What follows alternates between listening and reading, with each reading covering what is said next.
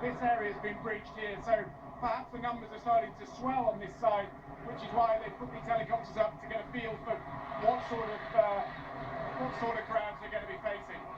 Christian, what can you tell us about the migrants that are at this crossing? I mean, just from the pictures, most of them seem to be young men gathered there right now. Yeah, predominantly young men. There was a camp that was set up adjacent to the road overnight, which had some families and some children in there, but I'd say overwhelmingly the people that we've seen coming through the railway crossing and pressed up against the fence over the last few days have been young Syrians, young Afghans, other nationalities as well, who are looking for a better life in Europe. And most of them that we speak to through the barbed wire, through the razor wire, say they don't want anything from Hungary. They just want to go through the country on the way to Austria and Germany. Germany seems to be the destination of the vast majority of people that we've spoken to, and they see the Hungarians merely as an obstacle. What we don't know is whether over the course of the next few days, the confrontations here, the tensions that we've seen will encourage more people coming north to go in other routes, on other directions around Hungary. Remember that the 107-mile barrier only stretches along the Serbian border, and there are routes, and I'm sure we're not giving away any secrets here, I'm sure the people have already sussed this out, but there are routes through Romania, from Serbia into Romania and into Hungary around the fence, and also routes to the west through Croatia. So for the moment I think these confrontations may continue, but eventually, as word goes down the line, expect more and more people to start going around this border on the fence on the Serbian side, trying to find other routes into Northern Europe. And Christian, the pictures that we're showing our viewers right now, and you must be very close to this, are of the billowing black smoke coming up. We've seen people running, pulling scarves over their faces, presumably because of smoke or tear gas. The Hungarian police using pretty hardline tactics to make it clear they are not going to let people through. Yeah, I'm not sure whether that smoke is coming from the Serbian side. I think it is actually. I think that might be a fire that the refugees and the migrants have started on the opposite side.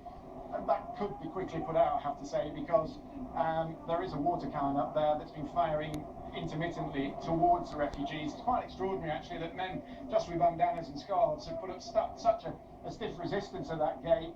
This has been going on for 20 minutes, half an hour. These policemen just behind us at the gate, these are from the anti-terrorist police. We've seen paramilitary forces going in as well. Around 200 of them ran down this road about half an hour ago, armed with masks and helmets and tear gas canisters. We've seen about 5 or 6 boxes of new tear gas canisters taken in to replenish those that have been used at the front. And we've also seen more reinforcements going down the side of this checkpoint as well, to try and reinforce the fence which is being tested. Not just here, incidentally, but we're hearing from colleagues that there are other points in the fence that are now being targeted as well, as people, the police and the army are brought here to this checkpoint to reinforce what is going on here. So there will be weak points along the fence that other refugees and migrants will now be testing.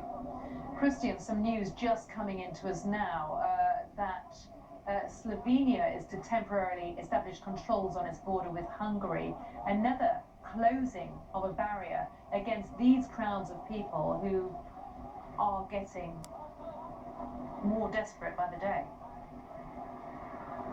Well, it's searingly hot here, and it has been for 2 days, and there isn't a shortage of water and food over the other side. There are agencies over there, but standing on this road without any shade, pressed up against the barrier and the fence as they were, obviously frustrations are growing.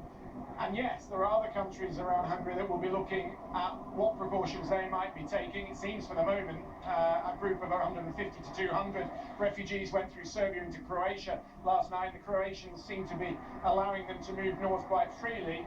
The Romanians, we've been to the Romanian side of the border today.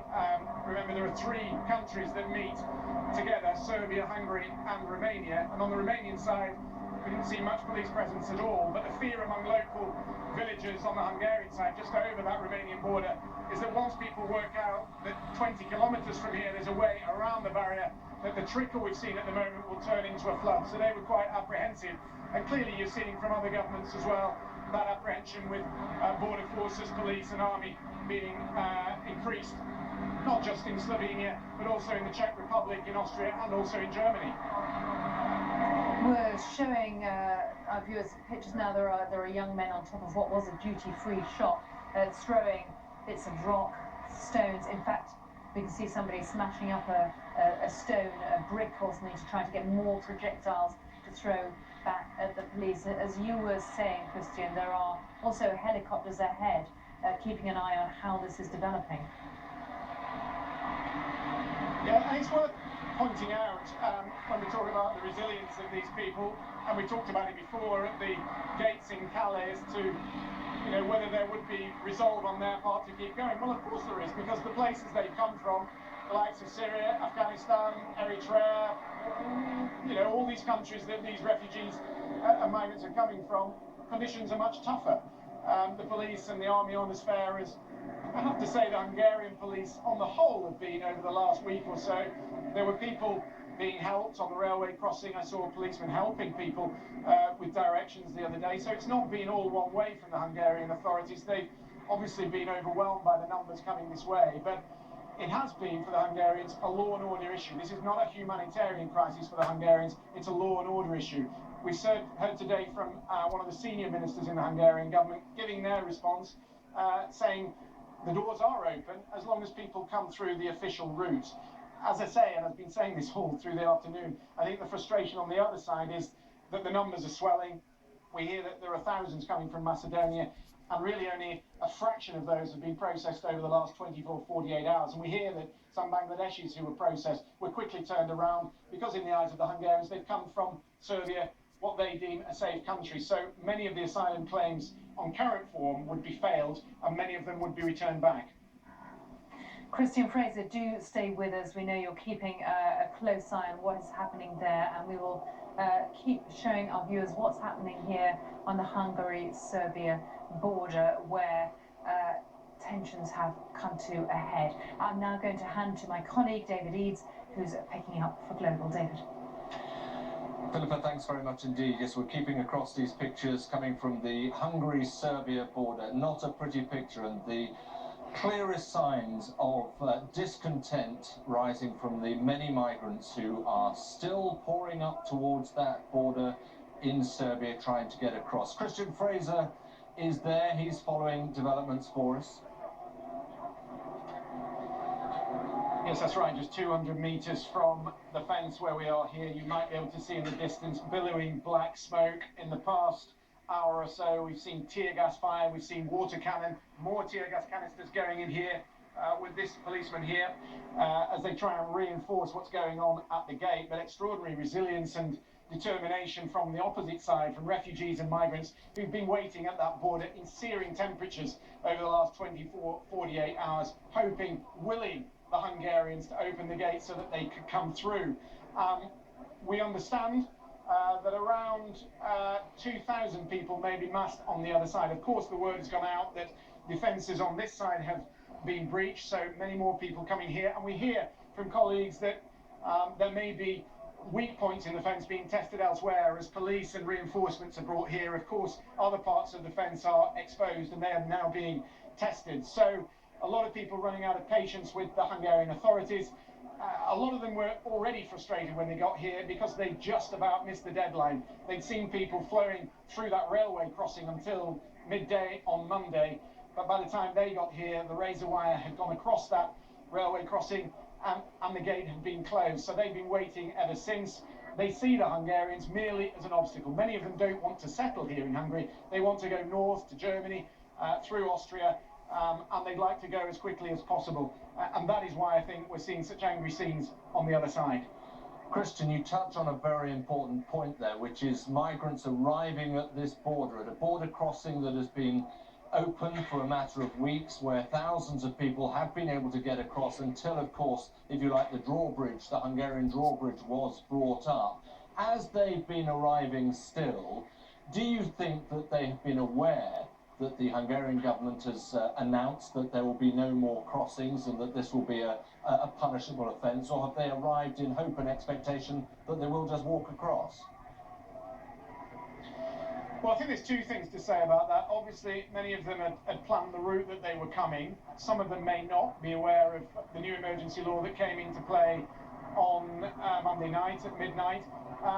and some of them may be, and some of them may think that at some point the Hungarians must relent. They've relented before, of course. We saw the pressure and the scenes that built up at the Hungarian railway station in Budapest on a couple of weeks ago, I suppose. More reinforcements being brought in here as we speak, many of them carrying gas masks and riot helmets.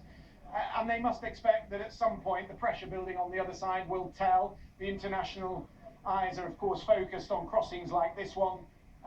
Some people unsettled by what they're seeing, the way that refugees are being treated. All that they might expect will eventually encourage the Hungarians to open the border so that they can head north to Austria or Germany. But we've heard from one senior minister today, quite defiant in the face of that criticism that has come Hungary's way, saying, look, the doors are open, but people have to come the legal way.